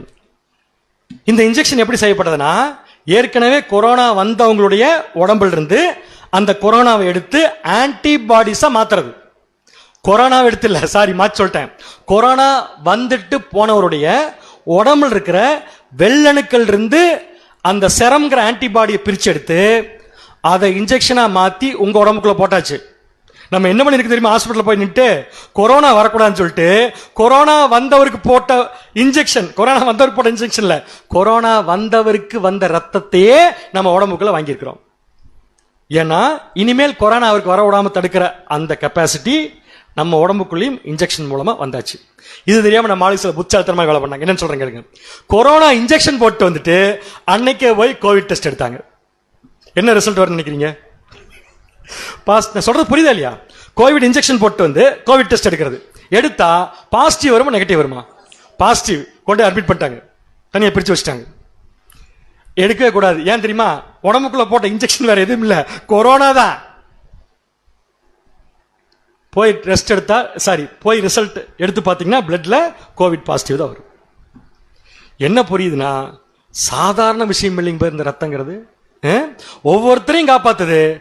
ஒருத்தருக்கு வந்த கஷ்டத்தை மற்றவங்களுக்கு வரவிடாம பாதுகாத்துக்குது. இப்ப சொல்லுங்க, சகல மாம்சத்திற்கும் ரத்தம் என்னவா இருக்கு? ஜீவனா இருக்கு. ஒத்துக்கிறீங்களா? லாரி டயர், லாரி டயருக்கு என்ன பதில்? இதெல்லாம் ஒத்துக்கிட்டு பிரயோஜனம் இல்லை. கொஞ்சம் யோசிங்க, அப்புறமா சொல்லுங்க. சரியா? டைம் கொடுக்குறேன் உங்களுக்கு. அடுத்த பாயிண்ட், தேவன் ஒரு ஸ்டேட்மெண்ட் சொன்னார்னா சும்மா சொல்ல மாட்டார், அது பொய்யாகாது. அதை இப்ப எப்படி பார்த்தோம்னா, நம்ம உடம்ப வச்சு பார்த்துட்டோம். என்ன பார்த்தோம்? சகல மாம்சத்திற்கும் ரத்தம் ஜீவனா இருக்கு. Okay, good. அடுத்த பாயிண்ட், பைபிள் எங்கேயாவது ரத்தம் ஈக்குவல் டு ஜீவன் அப்படிங்கிற ஃபார்முலாவை தேவன் யூஸ் பண்ணிருக்காரா? உங்ககிட்ட அப்பயே ஒன்று மறக்காம ஞாபகம் வச்சுக்கோன்னு கேட்டால் என்னது அது? நிறைய சொன்னீங்க. எப்படிங்க பேர் சொல்றது? சொல்லலைன்னா முதல் சில ஸ்டார்ட் பண்ணுவேன் திருப்பி. ரத்தம் ஈக்குவல் டு ஜீவன், கரெக்டா? சாப்பாடு ஈக்குவல் டு சத்தியம் யூஸ் பண்ணிருக்காரா பைபிள்ல? எங்க யூஸ் பண்ணார்? இயேசு கிறிஸ்துவே சொன்னார். சாத்தான் கல் அப்பமா மாத்தி சாப்பிடுங்க சொன்னப்ப என்ன சொன்னார்னா, மனுஷன் அப்பத்தினால் மாத்திரமல்ல தேவனுடைய வாயிலிருந்து புறப்படும். அப்ப அந்த இடத்துல இயேசு கிறிஸ்து எதை எதுக்கு யூஸ் பண்ணார்னா, சாத்தான் சொன்ன சாப்பாட்டை இயேசு கிறிஸ்து எதுக்கு ஒப்பிட்டு பேசினார்னா சத்தியத்திற்கு. அப்படின்னா தேவன் பைபிள்ல ரத்தம் ஈக்குவல் டு ஜீவன் சொல்லியிருக்காருன்னா, எங்கேயாவது ஜீவன் கொடுக்கிற இடத்துல அடையாளமா ரத்தத்தை யூஸ் பண்ணியிருக்காரா? கேள்வி புரியுதா இல்லையா உங்களுக்கு? கொஞ்சம் டஃபஸ்ட் சப்ஜெக்ட் தான், பட் வேற வழி இல்லை. நல்லா உள்வாங்கிக்கோங்க. எங்கேயாவது பைபிள்ல ஏதாவது சம்பவத்துல ஜீவன் கொடுக்க வேண்டிய இடத்துல தேவன் தேவன் அடையாளமா ரத்தத்தை யூஸ் பண்ணிருக்காரா? ஏன்னா ஃபார்முலா சொல்லிட்டாரு, ரத்தம் ஈக்குவல் டு ஜீவன் சொல்லிட்டு சும்மா விட முடியாது, ப்ரூவ் பண்ணும். எங்க சொல்லியிருக்காரு? ரத்தத்தை எங்க தேவன் ஜீவனுக்கு யூஸ் பண்ணிருக்காருன்னா, முதல் விஷயம் என்னை கேட்டா பலி செலுத்துற விஷயம். இங்க நம்ம படிச்சோமா பலிகளை பத்தி? 2-3 வாரத்துக்கு முன்னாடி என்னென்ன பலி படிச்சோம்? தலைவலி, காது வலி, பாவ நிவாரண பலி படிச்சோமா? படிக்கலீங்களா பேர்? யாரா இவரு புதுசா வந்து ரொம்ப நேரமா நம்மகிட்ட கேள்வி கேட்டிருக்காருன்னு உட்கார்ந்து பார்த்து கொண்டிருக்கும் அன்பான சகோதரர்களே, பலிகளை பத்தி படிச்சோம் இல்லையா? அந்த பலி செலுத்துற விஷயம் எதுக்குன்னா, மனிதன் செய்த பாவத்திற்கு பரிகாரம் செய்யறது பலி. கரெக்டா? மனுஷன் செஞ்ச பாவத்துக்கு ஆட்டுக்கடாவை பலி கொடுக்கணும். இதுல என்ன விஷயம் ஜீவன் சம்பந்தப்பட்டு வருதுன்னா, பாவம் செஞ்ச மனுஷன் பாவத்தின் சம்பளம் மரணத்துக்குள்ள போயிடுவான். அவன் போகாம இருக்கோம்னா வருஷத்துக்கு ஒரு தடவை மனுஷனுக்கு மரணத்திலிருந்து ஜீவன் கொடுக்கறத தேவன் செஞ்சு கொடுக்கணும். அதுக்கு தான் பலி செலுத்துற விஷயம். அப்ப பலி செலுத்துற விஷயத்துல என்ன ஆயிருக்குன்னா, அடிக்கப்படும் ஆட்டுக்குட்டியின் ரத்தம், புரியுது உங்களுக்கு? அடிக்கப்படும் ஆட்டுக்குட்டியின் ரத்தம் அந்த பாவம் செஞ்ச மனுஷனுக்கு பரிகாரம் கொடுத்திருக்கு. அப்படின்னா ஒரு மனுஷனுக்கு ஜீவன் வரணும்னா ஒரு விலங்குடைய ரத்தம் அங்க கொடுக்கப்படணும். ரத்தம் ஈக்குவல் டு ஜீவன். இது எங்க நடந்துச்சுன்னா பலி செலுத்துற விஷயத்துல. வாசிக்கலாம் பாருங்க, எபிரேயர் 9:22. எபிரேயர் 9:22. நியாயப்பிரமாணத்தின்படி கொஞ்சம் குறைய எல்லாம் ரத்தத்தினாலே சுத்திகரிக்கப்படும். எல்லாம் ரத்தத்தினால் சுத்திகரிக்கப்படும். அடுத்த பாயிண்ட், ரத்தம் சிந்துதல் இல்லாமல் மன்னிப்பு உண்டாகாது. நம்ம எல்லாரும் சேர்ந்து இந்த பாயிண்ட் சொல்லிடலாமா? ரத்தம் சிந்துதல் இல்லாமல் மன்னிப்பு. அப்ப மனுஷன் செய்யற பாவத்துக்கு மன்னிப்பே கிடையாது, ரத்தம் மட்டும் சிந்தலினா. அப்ப பாவம் செஞ்ச மனுஷனுக்கு என்ன கிடைச்சிரும்? மரணம். மரணம் வரக்கூடாதுன்னா பாவம் செஞ்ச மனுஷனுக்கு ரத்தம் அங்கே சிந்தப்படணும். அது எந்த ரத்தம்னா ஆட்டுக்குட்டியின் ரத்தம். புரிஞ்சு உங்களுக்கு? அப்ப ரத்தம் ஈக்குவல் டு ஜீவன். ரெண்டாவது ப்ராசஸ் எகிப்து தேசத்துல இஸ்ரேல் ஜனங்கள் வீட்டில் நடந்துச்சு. சங்கார தூதன் பஸ்கா சப்ஜெக்ட்ல படிச்சோமா படிக்கலையா? சகோதரர் புதுசா வந்தவங்க கேட்கிறேன், பஸ்கா சப்ஜெக்ட் படிச்சோமா படிக்கலீங்களா? படிக்கலன்னு சொல்லிருங்க. படிச்சோம். அதுல நீசான் மாதம் 10ஆம் தேதி ஒரு ஆட்டுக்குட்டி தெரிந்து கொள்ளப்படணும். எத்தனை நாள் வரைக்கும் வீட்டில் வச்சிருக்கணும்? அன்னைக்கு நைட்டு அடிச்சிடணும். எத்தனை நாள்? 4 நாள். 14ஆம் தேதி சாயந்தரம் அந்த ஆட்டுக்குட்டி அடிக்கப்பட்டு அந்த ஆட்டுக்குட்டியினுடைய ரத்தத்தை எடுத்து இஸ்ரேல் ஜனங்கள் எகிப்துக்குள்ள இருக்கிற வீட்டுனுடைய நிலைக்கால்கள்ல பூசணும். எதை எடுத்து பூசணும்? ஆட்டுக்குட்டியின் ரத்தம். பூசலைன்னா என்ன ஆகும்? பூசல என்ன ஆகும்னா தலைச்சன் சங்காரம் அவங்க வீட்லையும் நடந்துரும், தலைப்பிள்ளைகள் அவங்க வீட்லையும் கொல்லப்படும். அப்படின்னா பூசப்பட்ட ரத்தம் அடையாளம். எதுக்கு அடையாளம்னா சங்கார தூதனுக்கு அடையாளம். சங்கார தூதனுக்கு ரத்தம் என்ன அடையாளம்னா, எந்தெந்த வீட்டு நிலைக்கால்கள் ரத்தம் பூசப்பட்டிருக்கோ அந்த வீட்டுக்குள்ள போய் கொல்லாத. இதான் தேவன் கொடுத்த ஸ்டேட்மெண்ட். கரெக்டுங்களா? அப்ப ரத்தம் அங்க பூசலைனா சங்கார தூதன் அந்த வீட்டுக்குள்ள இருக்கிற தலைப்பிள்ளையை கொன்றுவார். இப்ப தேவன் என்ன பண்றாருன்னா, எகிப்தில் இருக்கிற எல்லா தலைப்பிள்ளைகளும் செத்தாலும் பரவாயில்ல, இஸ்ரேல் ஜனங்கள் வீட்டில் இருக்கிற தலைப்பிள்ளைகளுக்கு ஜீவன் கிடைக்கும்னா அந்த ஜீவனுக்கு ஈக்குவலான ஒரு பொருளை தான் அடையாளமா யூஸ் பண்ணும். இப்ப சங்கார தூதனுக்கு தேவை அடையாளம் மட்டும்தானே? சங்கார தூதனுக்கு தேவை அடையாளம் மட்டும்தானே? ஒரு சிவப்பு கலர் பெயிண்ட் எடுத்து பூச சொல்லிருக்கலாம்ல தேவன்? ஏன் ரத்தத்தை பூச சொன்னார்? அதுவும் ஆட்டுக்குட்டியின் ரத்தத்தை ஏன் பூச சொன்னார்? ஒரு 10 நிமிஷம் அப்படியே நீ பாருங்களேன். நான் அப்படியே பார்க்கிறேன். ஏன் பூச சொன்னார்னா, உள்ளுக்குள்ள தலைப்பிள்ளைக்கு ஜீவன் கிடைக்கணும்னா. சொல்றது புரியுது உங்களுக்கு? அந்த வீட்டுக்குள்ள இருக்கிற தலைப்பிள்ளைக்கு ஜீவன் கிடைக்கணும்னா அந்த ஜீவனுக்கு ஈக்குவலான ஒரு பொருளை தான் அடையாளமா யூஸ் பண்ணணும். ஏன்னா தேவன் சொன்னா முதல்ல அவர் செய்வார். அது அதனால என்ன பண்ணிட்டார் தெரியுமா? அடிக்கப்பட்ட ஆட்டுக்குட்டியின் ரத்தத்தில் என்ன இருக்கு? ஜீவன் இருக்கு. அந்த ஜீவன் இருக்கிற பொருளையே எடுத்து உள்ள ஜீவன் கொடுக்கிறதுக்கு அடையாளமா யூஸ் பண்ண சொன்னாரு. சோ பைபிள்ல போய் நீங்க பார்த்தாலும் சரி, நம்ம உடம்புல எடுத்து பார்த்தாலும் சரி, கண்டிப்பா தேவன் சொன்னது இன்னைக்கு வரைக்கும் நடந்துட்டு தான் இருக்கு. என்ன சொன்னார், என்ன நடக்குது? வாசிக்கலாம் மறுபடியும். லேவியராகமம் 17:11. லேவியராகமம் 17:11. மாம்சத்தின் உயிர் ரத்தத்தில் இருக்கிறது. எத்தனை பேர் ஒத்துக்கிறீங்க? இதையா மாம்சத்தின் உயிர் ரத்தத்தில் இருக்குன்னு எத்தனை பேர் ஒத்துக்கிறீங்க? தலையாடக்கூடாது, கை தூக்கி காமிக்கணும். எத்தனை பேர்? 2.25 பேர் ஒத்துக்கிறீங்க. எல்லாரும் ஒத்துக்கிட்டீங்க. ஓகே, அதை நம்ம 2 விதமா பார்த்தோம். நம்ம உடம்புலையும் பார்த்துட்டோம், பிப்ளிக்கலாவும் பார்த்துட்டோம். நெக்ஸ்ட், நான் அதை உங்களுக்கு பலிபீடத்தின் மேல் உங்கள் ஆத்துமாக்களுக்காக பாவ நிவர்த்தி செய்யும்படிக்கு கட்டளையிட்டேன். ஆத்துமாவிற்காக பாவ நிவர்த்தி செய்கிறது ரத்தமே. சோ பாவ நிவர்த்தி செய்யறது எதுன்னு பாத்தீங்கன்னா ரத்தம். அப்ப இதுக்கெல்லாம் என்ன பதில் சொல்றது? இதான் நான் ஆரம்பத்தில் கேட்ட கேள்வி. Heart attack, kidney failure, road accident, செத்து போனார்ல, அவங்க உயிர் எதுல செத்து போனாங்களோ அதுதான் இருந்திருக்கு இல்லையா? இல்லைன்னா எப்படின்னு சொல்லுங்க.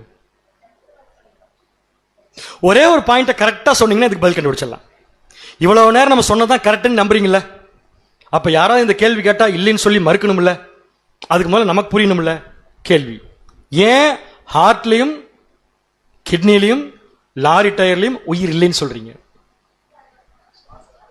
என்னங்க பேர், இந்த பிளட் தான், பிளட்டுக்கே நீங்க போக வேண்டாம், ஏன் உயிர் இல்லைன்னு சொல்லுங்க. சிம்பிள் பேர். அதாவது பிரதர் என்ன சொல்ல வரேன்னா, ஹார்ட் டேமேஜ் ஆயிடுச்சு, கிட்னி டேமேஜ் ஆயிடுச்சு, டேமேஜ் தான் ஆச்சே தவிர ரத்தத்தில் தான் உயிர் இருக்குங்கிறார். பட் நான் போய் டாக்டர் கேட்டால் டாக்டர் எழுதி என்ன தெரியுமா எழுதி தருவார்? ஏன் செத்து போனான்னு கேட்டால் அவர் வந்து ரத்தம் இல்லை அதனால செத்து தான் எழுதி தர மாட்டார், கிட்னி ஃபெயிலியர் தான் எழுதி தருவார். டாக்டருக்கு தெரியாத பேர் உங்களுக்கு தெரிஞ்சிட போகுது. சரியான பதில் என்னன்னா, இந்த விஷயங்களை நான் கேள்வி கேட்கும் போது கவனிச்சிருந்தீங்கன்னா போதும். இந்த 3 விஷயத்தை நான் எப்படி கேட்டேன்னா, ஹார்ட் அட்டாக் வந்து செத்து போறவர், கிட்னி ஃபெயிலியர் வந்து செத்து போறவர், ரோடு லாரி டயர்ல அடிபட்டு செத்து போறவர். அதாவது இந்த விஷயத்தில் இருக்கிற எல்லாத்துலயுமே ஒருத்தர் மரிக்கிறார்னா அவர் மரிக்க காரணம் தான் ஹார்ட், மரிக்க காரணம் தான் கிட்னி, மரிக்க காரணம் தான் லாரி டயர். அவர் உயிரோட இருந்திருந்தார்னா ஒரே ஒரு விஷயம் தான் காரணம், அது என்னன்னா ரத்தம் மட்டும்தான். சொல்றது புரிஞ்ச புள்ளி உங்களுக்கு? செத்து போறதுக்கு என்ன காரணங்கிறத வச்சுட்டு இதெல்லாம் உயிரின்னு சொல்ல முடியாது. ஒருவேளை லாரி டயர்ல அடிபட்டு ஒருத்தர் செத்து போகாம தப்பிச்சிட்டாரு, இப்ப சொல்லுங்க ஒரு உயிர் எங்க இருக்கு? ரத்தத்துல. மாத்தி மாத்தி பேசு பாத்தீங்களா? அப்படின்னா உயிர் போகிறதுக்கு பல காரணம் இருக்கலாம், உயிரோடு இருக்கிறதுக்கு ஒரே காரணம் தான். அது என்னன்னா ஆஸ் பர் பைபிள் ரத்தம் மட்டும்தான். கிளியரா இருக்கீங்களா? இப்ப நம்ம எந்த பாயிண்ட் அடுத்து பார்க்க வேண்டியிருக்கு, இதை தெரிஞ்சதுக்கு அப்புறம் தான் எந்த பார்ட்டுக்குள்ள மூவ் பண்ண முடியும்னா, இயேசு கிறிஸ்து நியாயப்பிரமாணத்துக்கு புறம்பா பேசினாரா தானே கேள்வி. அவரை விட்டு அநேகம் பேர் பின்வாங்க காரணம் என்னன்னா, என் ரத்தத்தை வாங்கி குடிங்கட்டார், அதனாலதான் பின்வாங்கினாங்க. கரெக்டுங்களா பேர்? இப்ப ரத்தத்தை வாங்கி குடிங்கன்னு சொல்றதுக்கு முன்னாடி இப்ப நம்ம அதுக்கு பதில் கண்டுபிடிக்க என்ன கண்டுபிடிச்சிருக்கோம்னா, கட்டாயமா சகல மாம்சத்திற்கும் ரத்தம் தான் என்னவா இருக்குங்க, ஜீவனர். கிளியர்? இப்ப நெக்ஸ்ட் பாயிண்ட் போலாம். தேவன் இந்த ரத்தங்கிற விஷயத்த இப்ப நம்ம படிச்சதெல்லாம் முதலா எந்த மனுஷனுக்குள்ள கொண்டு வந்து வச்சார்? ஆதாம். ஆதாமுக்கு அப்புறம் யாருக்குள்ள? ஏவாள் கொண்டு வந்து வச்சார். இவங்க 2 பேத்துக்கு தேவன் தான் ஜீவன் கொடுத்தார். ஒத்துக்கிறீங்களா இல்லையா? இவங்க 2 பேத்துக்குமே தேவன் ஜீவன் கொடுத்தார் ஆரம்பத்துல. இப்ப எல்லாருக்குமே அவர் தான் கொடுக்கிறார். பட் ஆரம்பத்துக்கு போலாம். தேவன் ஜீவன் கொடுத்தார். முதல்ல ஆதாமுக்கு தேவன் கொடுத்த ஜீவன்ல மரணம் இருந்துச்சா? மரணம் இருந்துச்சா? இல்ல. மரணம் எப்ப வந்துச்சு? பாவம் செஞ்சதுக்கு அப்புறம் தான் என்ன வந்துச்சுங்க? மரணம் வந்துச்சு. அப்படின்னா தேவன் ஆதாம உருவாக்கும் போது அவர் உடம்புல மரணம் இல்ல. கரெக்டா தப்பான சொல்றது? மரணம் இல்ல. பாவம் செஞ்சதுக்கு அப்புறம் என்ன வந்திருக்கணும்? ஏன்னா தேவனே கொடுத்தார், இந்த பழத்தை சாப்பிட்டீங்கன்னா புசிக்கும் நாளிலே சாகவே சாவான்னு சொல்லிட்டாருன்னா, அப்ப பழத்தை சாப்பிட்டதுக்கு அப்புறம் கண்டிப்பா மரணம் வந்திருக்கணும். அப்படின்னா பாவம் செய்வதற்கு முன்னாடி இருந்த ஆதாமுக்கும் பாவம் செய்த பின்னாடி இருந்த ஆதாமுக்கு என்ன வித்தியாசம்?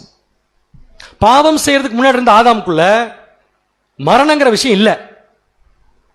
கரெக்ட்? கரெக்டா கரெக்டா தப்பா? கரெக்ட். பாவம் செஞ்சதுக்கு அப்புறமா ஆதாம் உயிரோட தான் இருந்தாரு. ஆனா அந்த உடம்புக்குள்ள என்ன வந்துருச்சுன்னா மரணம் வந்துருச்சு. இப்ப நான் இப்படி ஒரு கேள்வி கேட்கிறேன், மனுஷனுக்கு வயசுங்கிறது எப்ப வந்துச்சு? ஏஜ். இப்ப நம்ம கேட்ட சொல்லியிருப்பாரு, ஏஜ் என்னாச்சு? 35 சொல்றோமா இல்லையா? ஏஜ்ங்கிறது எப்படி வந்துச்சு? ஆதாம படைக்கும் போது ஏஜ் இருந்துச்சா? வயசு இருந்துச்சா? ஏன் இல்ல? ஏன்னா அவன் தான் வாழ்ந்துட்டே இருக்க போறானே, அவனுக்கு எதுக்கு ஏஜ்? எப்ப ஏஜ் வந்துச்சு? எப்ப? பாவம் செஞ்சதுக்கு அப்புறம். அப்படின்னு என்ன அர்த்தம்? பாவம் செஞ்சதுக்கு அப்புறம் ஆதாம் வாழ்ந்தாரா மரிக்க ஆரம்பிச்சாரா? சூப்பர். அதனாலதான் ஏஜ் வந்துச்சு. இப்ப நமக்கெல்லாம் ஏஜ் கேட்கறாங்கன்னு என்ன அர்த்தம்? இன்னும் எத்தனை நாள் சாக போறேன்னு அர்த்தம், வேற ஒண்ணும் இல்ல. உண்மைதான். எங்கேயோ போய் அப்ளிகேஷன் எழுதுறப்ப ஏஜுங்கிற காலம் போடும்போது என்ன நினைச்சுக்கோங்கன்னா, இவர் ஏன் கேட்கிறாருன்னா நான் எப்ப சாக போறேன்னு கண்டுபிடிக்கிறதுக்கா கேட்கிறார். கரெக்டா இல்லையா? இப்ப என்னுடைய கேள்வி என்னன்னா, பாவம் செய்யறதுக்கு முன்னாடி இருந்த ஆதாமுக்குள்ள ஏஜ் இல்ல, மரணம் இல்ல. பாவம் செஞ்சதுக்கு அப்புறம் உடனே மரிக்கல, 930 வருஷம் கழிச்சு தான் மரிச்சாரு. அது வரைக்கும் வாழ்ந்தார் இல்ல, அது வரைக்கும் மரிச்சார். அப்படின்னா தேவன் டப்புன்னு ஆதாம் பாவம் செஞ்ச உடனே பா மரணம் வந்துருமா? அப்ப ஏதோ ஒரு சேஞ்ச் பண்ணும்ல, ஆதாம் உடம்புக்குள்ள ஒரு சேஞ்ச் பண்ணுமா வேண்டாமா? பாவம் செய்யறதுக்கு முன்னாடி இருந்த உடம்புக்குள்ளையும் பாவம் செஞ்சதுக்கு அப்புறம் வாழ்ந்து மரிக்கிற அந்த உடம்புக்குள்ள தேவன் எதுல சேஞ்ச் கொண்டு வந்தார்? கண்ணு. வேற ஆதாம் வந்து பாவம் செய்ய முன்னாடி கண்ணுட்டு காதை காமிக்கிற பாருங்க. ஆதாம் பாவம் செய்ய முன்னாடி வேற காது வந்து இப்படி இருந்துச்சு. பாவம் செஞ்சதுக்கு அப்புறம் காதை இப்படி ஆக்கிட்டார். சொல்ல முடியுமா? முடியாது. வேற ஏதாவது அப்படின்னு எதுலதான் மாற்றம் கொண்டு வந்திருக்கணும்? அவன் சாகணும், உடனே சாகக்கூடாது, 930 வருஷம் கழிச்சு சாகணும். அப்படின்னா எதுல கை வச்சா அவன் வாழ்ந்து அப்புறம் சாவான்? உடனே சாகிறான் தான் ரொம்ப ஈஸி. என்ன தெரியுங்களா? பாய்சன் எடுத்து கொடுத்தா கொஞ்சம் போயிடுவார். உடனே சாகக்கூடாது, மரணத்துடைய விளைவு என்னன்னு தெரிஞ்சுட்டு சாகணும். அப்படின்னா எதுல தேவன் கை வச்சார்? ஆதாம் உடம்புக்குள்ளா வேற எதுவும் இல்ல, ரத்தம். என்ன பண்ணார்? ஆதாம படைக்கும் போதே உள்ள ரத்தம் இருந்துச்சு. பாவம் இல்லாம படைக்கும் போதே உள்ள ரத்தம் இருந்துச்சு. பாவம் செஞ்சதுக்கு அப்புறம் ரத்தம் இருந்துச்சு. ஆனா அந்த ரத்தத்துல தேவன் என்னைக்கு மரணத்துக்குள்ள போக ஆரம்பிச்சாரோ அன்னைக்கு ஒரு சேஞ்ச், ஒரு மாற்றம் கொண்டு வந்துட்டார். முதல்ல ரத்தம் இல்ல, அப்ப ரத்தம் வந்துச்சு நான் சொல்ல வரல. ரத்தம் இருந்துச்சு, ரத்தத்துல ஒரு மாற்றம் வந்திருக்கு. அந்த மாற்றம் ஆதாம் உடம்புக்குள்ள எப்படி வந்துச்சுங்கிறத கண்டுபிடிக்கிறதுக்கு ஆதாம் தேவையில்லை. ஆதாம் உடம்புக்குள்ள ரத்தத்துல தேவன் என்ன சேஞ்ச் பண்ணாருன்னு கண்டுபிடிக்கிறதுக்கு ஆதாம் தேவையில்லை. ஆதாம் தேவையா இருந்தா இப்ப போய் கண்டுபிடிக்க முடியாது. யாரை வச்சாலே கண்டுபிடிச்சிடலாம், நம்மளை வச்சாலே. அது என்ன ஆதாம் பத்தி படிக்கிறதுக்கு நம்மளை வச்சுக்கிறது? இன்னைக்கு காலையில் திருப்பூர்ல சொல்லும்போது ஒரு பாயிண்ட் சொன்னாங்க சூப்பரா. நம்ம யாருடைய சந்ததி எப்படி ப்ரூவ் பண்ணலாம் நம்ம ஆதாமுடைய சந்ததின்ட்டு? வேறு ஏன் பேர் நேற்று மீட்டிங் வரல? ஒய்ஃப் விட மாட்டேங்குது பேர், புரியல. ரீசன் சொல்றது. இன்னைக்கு நமக்கு இந்த பழக்கம் இருக்கா இல்லையா? நம்ம எக்லிஷால சில பேர் டாக்டரேட் வாங்கிட்டாங்க இதுல. அது அவங்க ரீசன் சொன்னதுக்கு அப்புறமா நீங்க அவங்க கிட்ட எதுவுமே பேச முடியாது. ஸ்தோத்திரம் அப்படின்னு போயிடணும். ஆதாம் கிட்ட தேவன் போய் கேட்டார், ஏன்பா அந்த பழத்தை சாப்பிட்ட? ஆதாம் சொன்னார், ஏன் திரும்ப சாப்பிட்டேன்? இந்த அம்மா எடுத்து கொடுத்து சாப்பிட்டேன். அந்த அம்மாட்ட போய் ஏமா எடுத்து கொடுத்த? அந்த பாம்பு சொல்லிச்சு, நான் எடுத்து கொடுத்தேன். காரணம் சொல்ற விஷயம் ஆரம்பிச்சது. அப்படின்னா இப்ப 100% ஷூரா சொல்லலாம் நம்ம யாருடைய சந்ததி தான். அப்ப ஆதாம் உடம்புக்குள்ள தேவன் பாவம் செஞ்சதுக்கு அப்புறம் என்ன மாற்றத்தை கொண்டு வந்தாருன்னு நம்ம உடம்புக்குள்ள இருக்கிற விஷயத்தை வச்சே கண்டுபிடிச்சிடலாம். பிளட்ல என்ன நடக்குது பாரு, நல்ல கவனிங்க. ஒரு குழந்தை பிறக்குது, அதுவும் ஆதாமுடைய சந்ததி தான். ஒரு குழந்தை பிறக்குது, பிறந்த குழந்தை அப்படியே குழந்தையாவே இருக்கு. ஜிஜோ கொஞ்ச நாளாக என்னங்குதுங்க வளருது. கொஞ்ச நாள் வளர்ந்து ஒரு 10 வயசு வரப்ப நல்லா துருன்னு ஓட ஆரம்பிக்குது. பிறக்கும் போது அப்படி இல்லை, கொஞ்ச நாள் கழிச்சு நல்லா துருன்னு ஓட ஆரம்பிக்குது, குறும்பு பண்ண ஆரம்பிக்குது, பயங்கர குறும்பு பண்ண ஆரம்பிக்குது. 15 வயசுல அந்த குறும்பை நிறுத்திட்டு வேற குறும்பு பண்ண ஆரம்பிச்சிருது. கரெக்டா நான் சொல்றது? 20 வயசுல அதை நிறுத்திட்டு வேற குறும்பு பண்ண ஆரம்பிக்குது, பயங்கர உற்சாகமா ஓடுது. 30 வயசு ஆனதுக்கு அப்புறம் குறும்பு பண்ணுது, வேற குறும்பு. 40 வயசு ஆகிறப்ப வேற குறும்பு பண்ணுது. 45 வயசு ஆகிறப்ப குறும்பு குறையுது. ஏன் குறையுதுன்னா லைட்டா மூட்டு வலி ஆரம்பிக்கும், பேக் பெயின் ஆரம்பிக்கும் 45ல. அப்ப என்ன நினைச்சுக்கணும், அந்த குழந்தைன்னு வருது பாருங்க, அது என்ன நினைச்சுக்கணும்னா, ஓ இதுக்கு மேல நம்ம வேலை இங்க, பருப்பு இங்க என்னாகாது, வேகாதுன்ட்டு. ஐயோ அம்மா யாராவது வந்து சொன்னா சரி விடுங்க பண்றேன். இதே ஆளு 20 வயசுல அதனை நீ சொல்றது நான் பண்றது. இதுக்கெல்லாம் என்ன தெரியுமா காரணம்? வேற ஒண்ணுமே இல்ல, ரத்தம் தான் காரணம். நம்ம சொல்ல இள ரத்தம் எப்படி இருக்குமாமா? சூடா இருக்கும். நீங்க டீ போட்டு குடிச்சுக்கலாம், அதுல அவ்வளவு சூடா இருக்கும். இதுக்கெல்லாம் என்ன அர்த்தம்னா வேற ஒண்ணுமே இல்ல, நம்ம ரத்தத்துல அணுக்கள் இருக்குன்னு சொன்னோம் இல்லையா, அந்த அணுக்கள் எல்லாம் தினமும் சாகும், புதுசா திருப்பி உற்பத்தி ஆகும். தினமும் செத்து புதுசா உற்பத்தி ஆகும். நீங்க இந்த டெங்கு வந்தப்ப பாத்தீங்கன்னு தெரிஞ்சிருக்கும். டெங்கு வந்தவங்களுக்கு பிளேட்லெட்ஸ் கவுண்ட் சொல்லுவாங்க இல்லையா, அவங்க பிரதர்ஸ் எல்லாம் இந்த உலகத்துல இல்ல, அவங்க வேற்று கிரகத்துல இருந்து மெட்டிக்கு வந்திருக்காங்க. இன்னைக்கு இல்ல எதுவும் கேட்க முடியாது.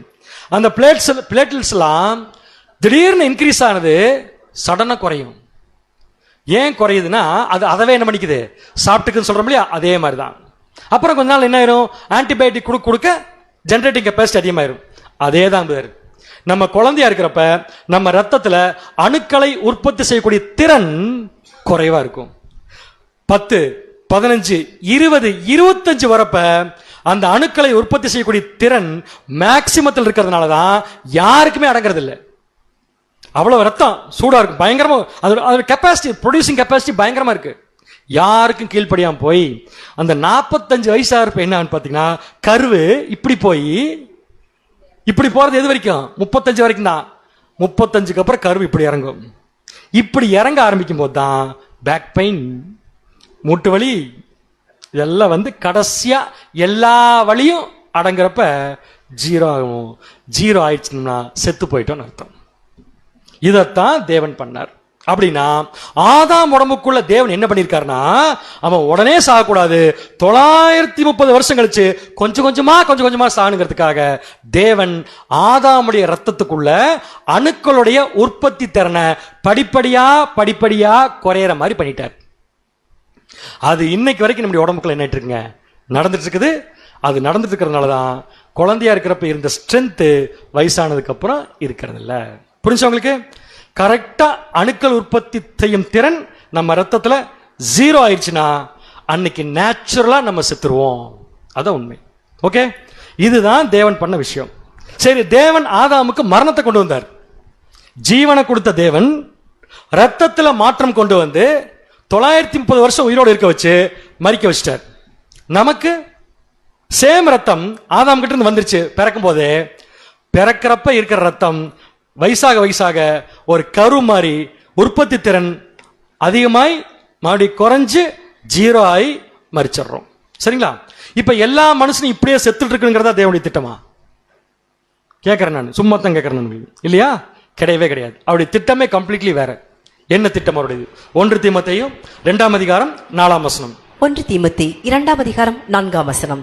எல்லா மனுஷரும் ரட்சிக்கப்படவும் சத்தியத்தை அறிகிற அறிவை அடையவும் அவர் சித்தமுள்ளவராய் இருக்கிறார். எல்லாரும் படிக்கும்போது கொஞ்சம் ரெஸ்ட் எடுத்துட்டீங்க இல்லையா? அதனால இப்ப கேர்ஃபுல்லா கவனிங்க. எல்லா மனுஷரும் மரிக்கணுமா, எல்லா மனுஷரும் ரட்சிக்கப்படணுமா? ஆனா செத்துட்டுல இருக்கிற மனுஷன் உண்மையா இல்லையா பிரதர்? எல்லா மனுஷனும் ரட்சிக்கப்படணும், ஆனா பிராக்டிக்கலா நடக்கிறது இல்ல. எல்லா மனுஷனும் மரணத்துக்குள்ள போயிட்டு இருக்கான். இப்ப தேவன் பார்த்தார், என்ன முடிவு பண்ணார்னா, மரிக்கிற மனுஷனை மரிக்காம காப்பாத்தி திருப்பி அவனுக்கு நம்ம என்ன கொடுக்கணும்? ஜீவன் கொடுக்கணும். ஏன்னா தேவன் தான் முதல்ல மரிக்காத ஜீவன் இருக்கிற ஆதாமுக்குள்ள இருந்து ரத்தத்தை கை வச்சு மரணத்தை கொண்டு வந்தார். இப்ப அவரே சொல்றாரு, நீங்க மரிக்க வேண்டாம், நீங்க உயிரோடு இருக்கணும்னா, தேவன் இப்ப நம்மளை காப்பாற்றணும்னா, தேவன் இப்ப நமக்கு ஜீவன் கொடுக்கணும்னா எதுல கை வைக்கணும்? தலை மேல கை வச்சுட்டு உட்காந்துக்கணும். அப்படியே எதுல கை வைக்கணும்? இப்படி கேட்கணுமா கேள்வியா? ஆதாம் கிட்ட இருந்து எடுத்தார்ல, எதுல கை வச்சாரு? ஆதாமுடைய ரத்தத்துல. இப்ப நமக்கு திருப்பி ஜீவனை கொடுக்கணும்னா எதுல கை வைக்கணும்? ரத்தத்துல. யார் ரத்தத்துல? நம்ம ரத்தத்துல. நம்ம உடம்புக்குள்ள யார் ரத்தம் ஓடிட்டு இருக்குது? தாத்தா ரத்தமா? ஆதாம் ரத்தம் இருக்கிற வரைக்கும் மூட்டு வலி வரத்தான் செய்யும். ஸோ தேவன் டிசைட் பண்ணிட்டாரு, உங்க ரத்தத்தை நான் என்ன பண்றேன்? சேஞ்ச் பண்றேன். புரிஞ்சுக்கலாம்? சேஞ்ச் பண்றேன்னு சொன்னார்ல. எந்த ரத்தத்தை சேஞ்ச் பண்ண போறாருன்னா, இப்ப நம்ம உடம்புல இருக்கிற ஆதாமுடைய ரத்தத்தை சேஞ்ச் பண்ணதுக்கு அப்புறம் ஒரு ரத்தம் கொடுக்கணும்ல. அது யாருடைய ரத்தத்தை? யாருடைய ரத்தம் கொடுக்கணும்? இயேசு கிறிஸ்து. இதைத்தான் இயேசு கிறிஸ்து சொன்னார் 2000 வருஷத்துக்கு முன்னாடி, என் ரத்தத்தை வாங்கி என்ன பண்ணுங்க? குடிங்க. இப்ப சொல்லுங்க, இயேசு கிறிஸ்து சொன்னது நியாயப்பிரமாணமா, நியாயப்பிரமாணத்துக்கு புறம்பாவா? நியாயப்பிரமாணம். இதை புரிய வைக்கிறதுக்கு 1 hour ஆயிருக்கு. கரெக்டா? இப்பயாவது புரிஞ்சுதா? சரி. எப்படி நியாயப்பிரமாணத்தோட இது சம்பந்தப்படுதுன்னா, நியாயப்பிரமாணத்துல ஒரு சட்டம் இருக்கு. என்ன சட்டம்னா, உங்களுக்கு நல்லா தெரிஞ்ச சட்டம், ரான்சம் சப்ஜெக்ட்லயே பார்த்துட்டோம். மறுபடியும் படிக்கலாம். இப்ப வாசிங்க. உபாகமம் 19ஆம் அதிகாரம் 21ஆம் வசனம். உன் கண் அவனுக்கு இறங்க வேண்டாம். யாருக்குமே இறக்கப்படாத. யாருக்குமே என்ன பண்ணாத? சொல்லுங்க, ஒரு பேச்சுக்கு சொல்லுங்க, சொல்றதுக்காக சொல்லுங்க. யாருக்கு என்ன பண்ணாத? ரூல்னா ரூல் தான். சரிங்களா? என்ன ரூல்? வாசிங்க. ஜீவனுக்கு ஜீவன், ஜீவனுக்கு ஜீவன். அடுத்தது கண்ணுக்கு கண், கண்ணுக்கு கண்ணு. பல்லுக்கு பல். சரி, நம்ம கண்ணு மட்டும் எடுத்துக்கலாம். இதுல எக்ஸாம்பிளுக்கு ஏற்கனவே சொல்லியிருக்கேன், மறுபடியும் சொல்றேன். நியாயப்பிரமாணத்தின்படி இவருடைய கண்ணை நான் கெட்டு போக பண்ணிட்டேன்னா,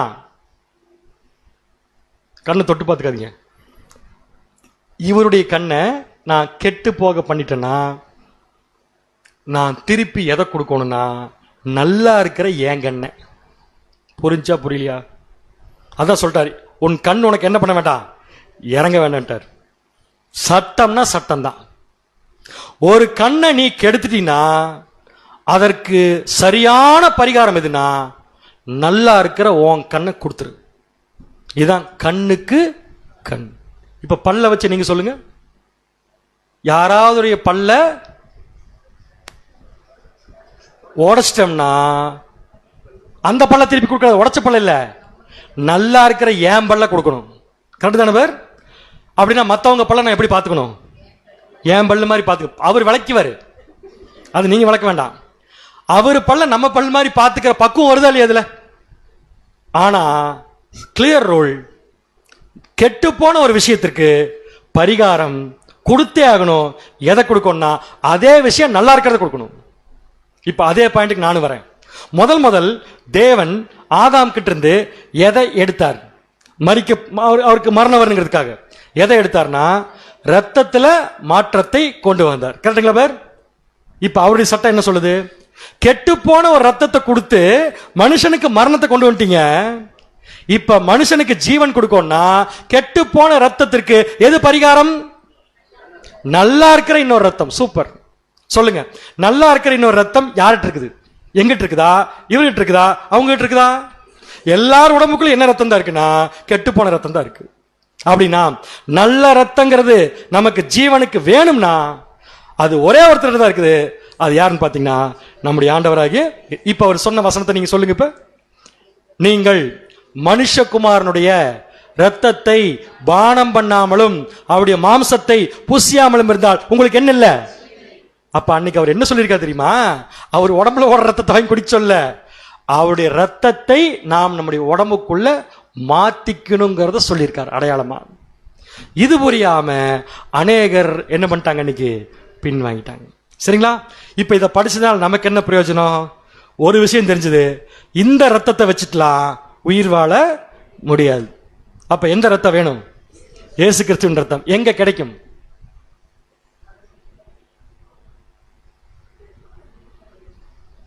உங்களுக்கு தெரிஞ்ச பிளட் பேங்க் ஏதாவது பேர் இருந்தா சொல்லுங்க. வாட்ஸ்அப் குரூப்ல எல்லாம் இருக்கும், என்ன அனுப்பிச்சுட்டு பாருங்க.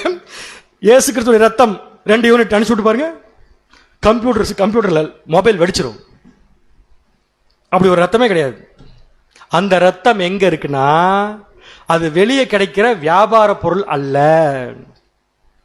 அது நம்முடைய ஆண்டவராகிய இயேசு கிறிஸ்துடைய ஜீவன். சிம்பிளா என்ன சொல்லியிருக்காருன்னா, என்னுடைய ரத்தத்தின் மேல நீங்க விசுவாசம் வைங்க. அப்படி விசுவாசம் வைக்கிறதா அவர் ரத்தத்தை வாங்கி நம்ம என்ன பண்றோம்? இப்ப பானம் பண்றோம். ஒரு சார்ட் போடுறோம் பாருங்க. முதல்ல ஆதாம் கிட்ட என்ன இருந்துச்சு? பழம் இருந்துச்சுன்னு சொல்லிடுறாங்க. ஆதாம் கிட்ட முதல்ல என்ன இருந்துச்சு? ஜீவன். பாவம் பண்ணோன்னு என்ன போயிடுச்சு? என்ன வந்துருச்சு? மரணம் வந்துருச்சு. இப்ப மரணத்துல தான் நம்ம எல்லாருமே இருக்கோம், ஏன்னா ஆதாமுடைய சந்ததி. இப்ப மரணத்தில் இருக்கிற நமக்கு தேவன் என்ன கொடுக்கணும்? ஜீவன் கொடுக்கணும். அப்படின்னா என்ன பண்ணணும்? அங்க மாத்தின ரத்தத்தை இப்ப இங்கேயும் நமக்கு மாத்தணும். அங்க மாத்தின ரத்தம் கெட்ட ரத்தம், பாவமான ரத்தம். அதுக்கு பேரு பாவம் குரூப். நம்ம உடம்புல ஓடிட்டு இருக்கிற ரத்தத்துக்கு என்ன குரூப் நினைக்கிறீங்க? பி பாசிட்டிவ் இல்ல, பாவம் குரூப். இயேசு கிறிஸ்துவின் ரத்தம் ஜீவன் குரூப். இப்ப எதுல இருந்து எதை மாத்தணும்? இப்ப பாவத்திலிருந்து ஜீவனை மாத்தணும். இதைத்தான் இயேசு கிறிஸ்து என்ன சொன்னார்னா, வாங்கி குடிச்சுக்கோங்கப்பா, எங்கிட்ட தான் இருக்குன்னு சொன்னார். வாசிங்க இப்ப. யோவான் 6ஆம் அதிகாரம் 53ஆம் வசனம் முதல்.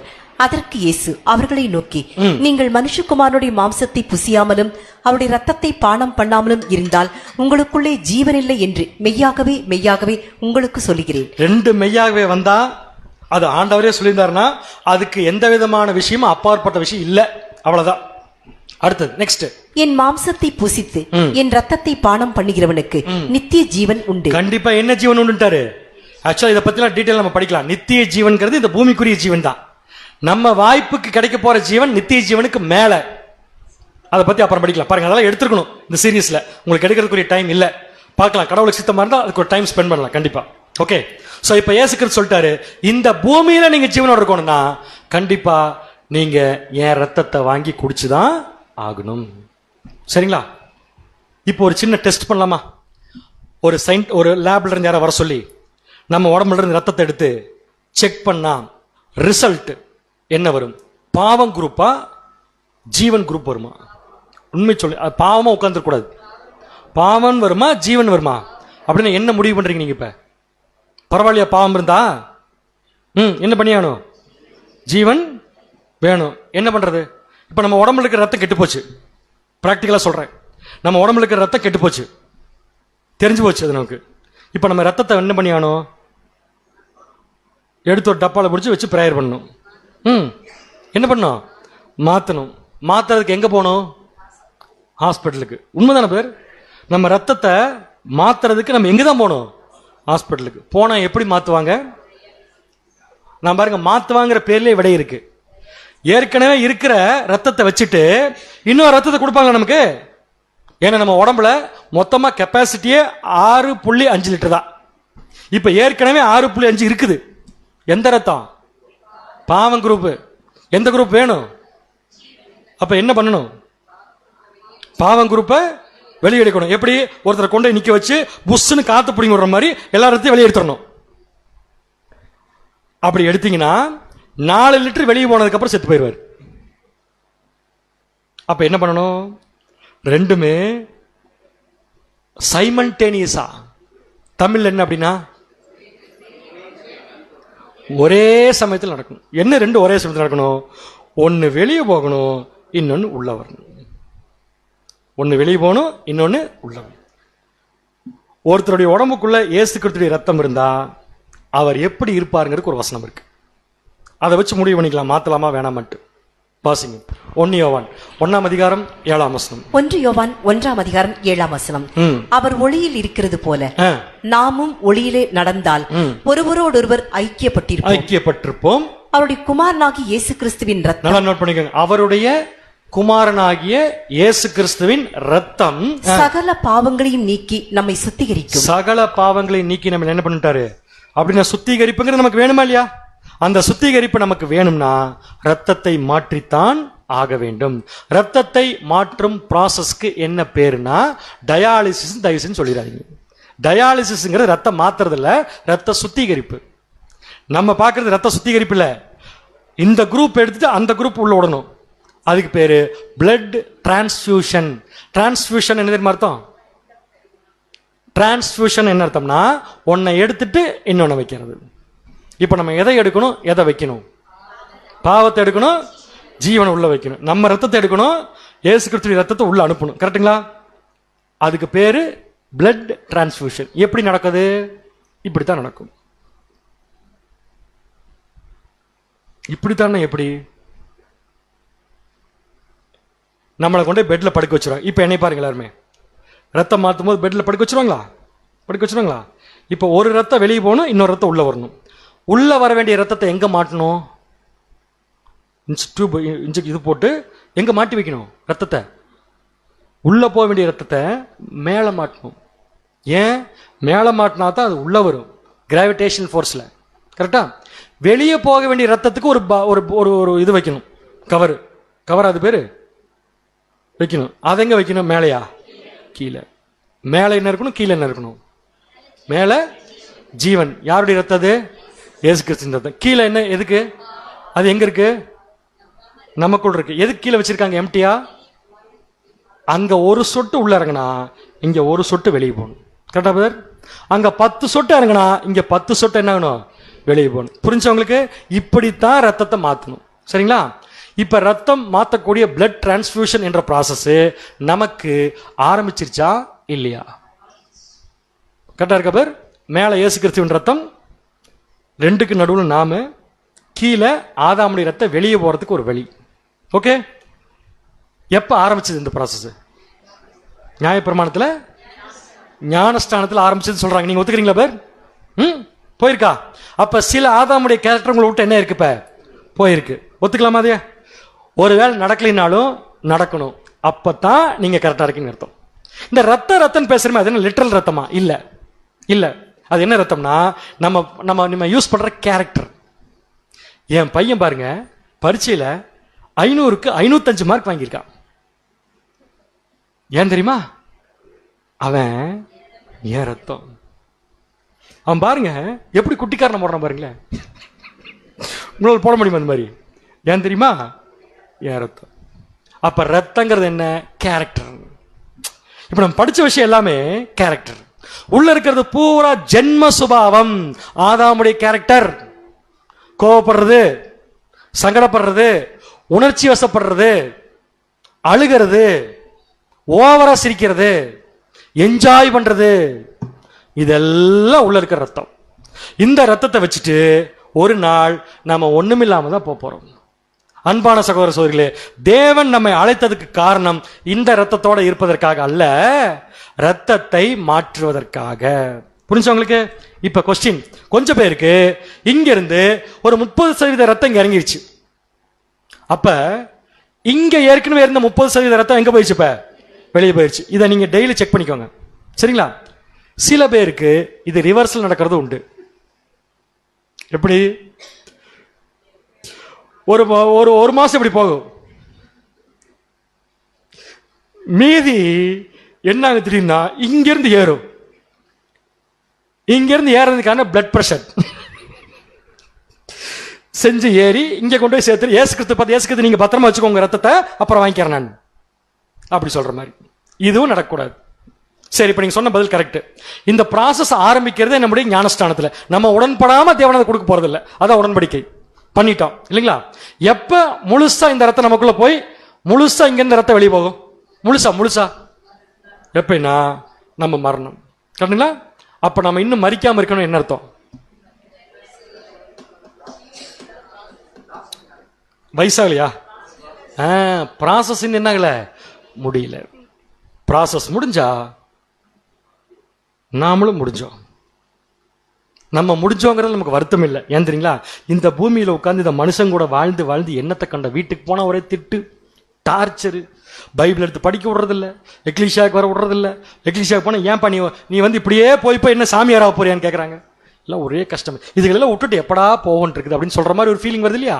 அந்த ஃபீலிங் உங்களுக்கு கொடுத்தது எதுன்னா இயேசு கிறிஸ்துவின் ரத்தம் தான்.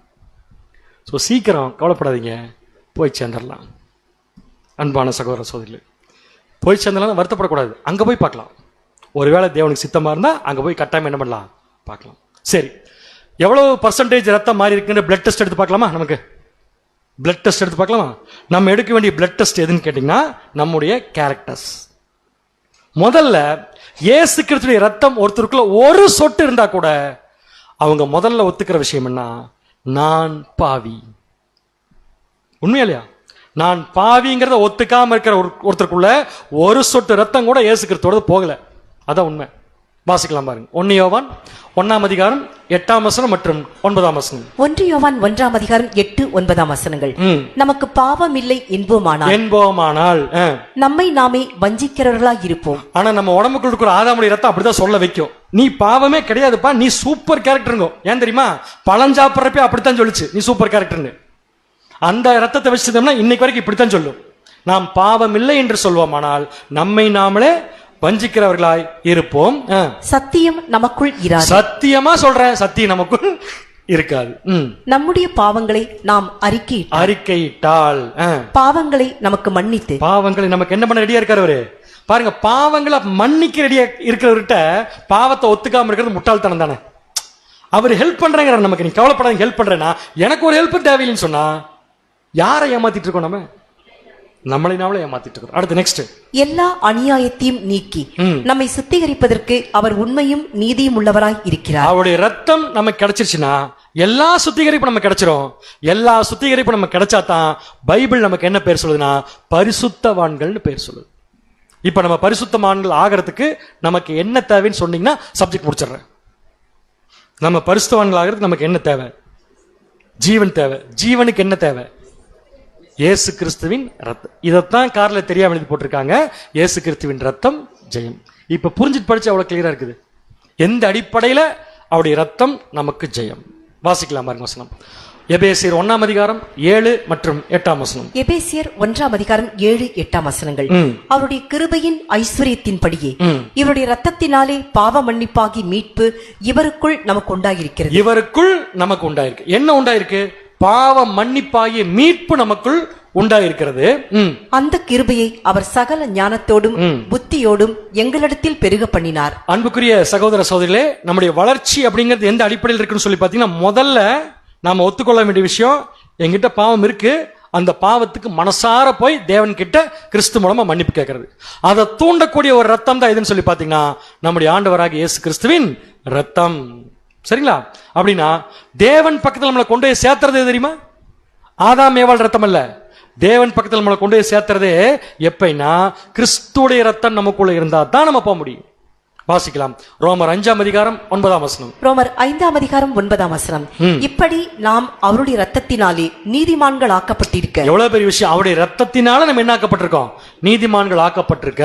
கோபாக்கினைக்கு நீங்களாக அவராலே நாம் ரட்சிக்கப்படுவது அதிக நிச்சயமாக. அவராலே நாம் ரட்சிக்கப்படுவது அதிக நிச்சயம் சொல்லிட்டார். தேவன் கிட்ட போறதுக்கு காரணமும் இயேசு கிறிஸ்துவின் ரத்தம் தான். வாசிங்க. எபேசியர் 2:13. எபேசியர் 2 அதிகாரம் 13 வசனம். முன்னே தூரமாயிருந்த நீங்கள் இப்பொழுது கிறிஸ்து இயேசுவுக்குள் கிறிஸ்துவின் ரத்தத்தினாலே சமீபமானீர்கள். இதெல்லாம் வாக்குத்தத்த வசனமா வாங்கி மாட்டியிருப்போம் ஒரு காலத்துல. இப்ப புரிஞ்சுக்கலாம் என்ன அடிப்படையில் சொல்லி பாத்தீங்கன்னா, நம்முடைய கேரக்டர். ஒருத்தர் போய் பாக்குறோம்னா, ஒரு பெரிய விஐபி போய் பாக்குறோம்னா, அவர் பக்கத்துல போய் நிக்கிறோம்னா, நிக்கிறதுக்காக ஒரு தகுதி வேணும் நமக்கு. அந்த தகுதியைத்தான் நமக்கு எது கொடுக்குதுன்னு பாத்தீங்கன்னா, இயேசு கிறிஸ்துவின் ரத்தம். அதான் சொல்லிட்டார், என் ரத்தத்தை வாங்கி நீங்க என்ன பண்ணுங்க, பானம் பண்ணுங்கன்னு சொன்னது காரணம் அதுதான். ஸோ கிறிஸ்துவின் ரத்தத்தினால நம்ம யாருக்கு சமீபம் ஆயிட்டோம்னா, தேவனுக்கு. எப்படி நம்மளை இயேசு கிறிஸ்து ரத்தத்தை கொடுத்து தேவன் பக்கத்தில் கொண்டு போனாரு? என்னமோ பண்ணியிருக்காரு. நம்மளை பண்ணினதுனால தான் கொண்டு போக முடிச்சது. எங்க தெரியுமா? தேவன் கிட்ட. அவர் மட்டும் அதை பண்ணலினா நம்ம தேவன் பக்கத்திலே போக முடியாது. அவர் ரத்தத்தை வச்சு என்னமோ பண்ணியிருக்கார். என்ன பண்ணியிருக்கார்? அவருடைய ரத்தத்தை வச்சு நம்மளை நல்லா, இதுக்கப்புறம் சொன்னா பதில் வந்துடும். அவர் ரத்தத்தை வச்சு நல்லா நம்மளை கழுவி இருக்கார். வாசிக்கலாம். வெளிப்படுத்தின விசேஷம் 1 அதிகாரம் 6 வசனம். வெளிப்படுத்தல் 1 அதிகாரம் 6 வசனம். நம்மிடத்தில் அன்பு கூர்ந்து தமது ரத்தத்தினாலே நம்முடைய பாவங்களற நம்மை கழுவி. எவ்வளவு பெரிய வார்த்தை அது! அவருடைய ரத்தத்தினால நம்முடைய பாவங்களற நம்ம கழுவி. சோ நம்ம கிட்ட பாவம் தான் இருக்கு, அவர்கிட்ட பாவம் இல்லாத ரத்தம் இருக்கு. அவர் கொடுக்கிறார் பாவம் இல்லாத ரத்தத்தை. எதுக்குன்னா நம்முடைய பாவத்தை கழுவுறதுனால என்ன பிரயோஜனம்? நமக்கு கிடைக்க வேண்டிய வாய்ப்பு நம்ம கிடைக்குது. வாசிங்க. தம்முடைய பிதாவாகிய தேவனுக்கு முன்பாக நம்மை ராஜாக்களும் ஆசாரியர்களும் ஆக்கின அவருக்கு மகிமையும் வல்லமையும் என்றென்றைக்கும் உண்டாயிருக்கும். சோ நம்ம என்ன ஆகணும்னு ஆசைப்படுறோம்? இப்ப மீட்டிங் முடிச்சுட்டு வீட்டுக்கு போகணும். என்ன ஆகுன்னு ஆசைப்படுறோன்னு கேட்கறேன் நான் உங்களுக்கு. என்ன என்ன என்ன பொசிஷன் வேணும் பேர்? இயேசு கிறிஸ்து ஒரு தடவை சொன்னார், நான் ஜெயம் கொண்டு என் பிதாவின் சிங்காசனத்தில் அவரோடு கூட உட்கார்ந்தது போல ஜெயிக்கிறவனுக்கு என்ன கொடுப்பேன்னு சொன்னாரு. அப்ப சிங்காசனத்தில் உட்கார்றவன் என்ன பண்ணிருக்கான்? ரிவர்ஸ்ல கேட்டா சொல்ல மாட்டேங்கிறீங்க. ஜெயம் கொண்டிருக்கான், ஜெயிச்சிருக்கான். கரெக்டா? அப்ப சிங்காசனத்தில் உட்காரோம்னா ஜெயிக்கணும். ஜெயிக்கணும்னா என்ன பண்ணணும்? அதுக்கு ஒரே காரணம் இயேசு கிறிஸ்துவின் ரத்தம். இதைத்தான் எழுதி போட்டிருக்காங்க, இயேசு கிறிஸ்துவின் ரத்தம் ஜெயம். இப்போ உங்களுக்கு ஜெயம். என்ன ஜெயம்னா, ரத்தம் அப்படிங்கிற பாடம் உங்களுக்கு கம்ப்ளீட் ஆயிடுச்சு. சரிங்களா?